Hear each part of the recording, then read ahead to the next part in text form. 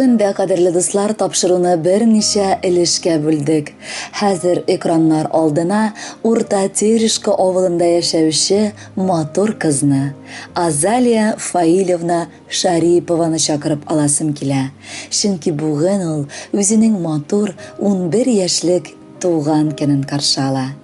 Аны бу матур бәйрәме белән әтисе Фаил Гилманович, әнисе Зөлфия Равилевна, сеңлесе Амира, бабасы Гилман Рызванович, әбисе Суфия Халиловна, Усть-Кулатка авылыннан әбисе Румия Самятовна һәм барча туганнары да ихластан котлыйлар. Бүген безнең яраткан кызыбыз Азалиябыз 11 яшьлек матур туган көнен каршылый.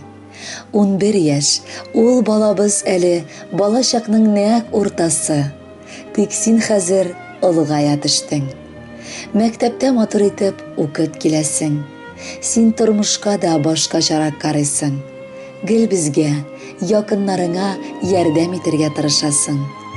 Азалиябыз бик тыйнак бала. Ул әкрен генә, уйлап кына сөйләшә. Бар адымын үлчәп ясый. Кайчакта артык җитди булып та китә. Балабыз, без сиңа матур туган көнеңдә бары бәхетләр телибез. Безне шулай шатландырып, тормышыбызга ямь өстәп, көндә бәхет чәчеп яша. Кызыбызга 11 яшь тулды.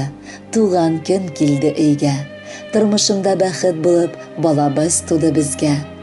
Көн сайын анарга карап, шатланып туя алмыйбыз. Синнән башка бер минутта Азалиябыз тора алмыйбыз. Язгы кояш сыман назлы, яңгыр сыман бик җылы, тавышларын чишмә сыман, бик ягымлы һәм татлы. Телибез бәйрәм көнеңдә күтәренке кәефләр, фәрештәләр саклап йөртсен, уңсын синең бар эшләр. Алтыннан да алтынрак, иң сөекле кызыбыз.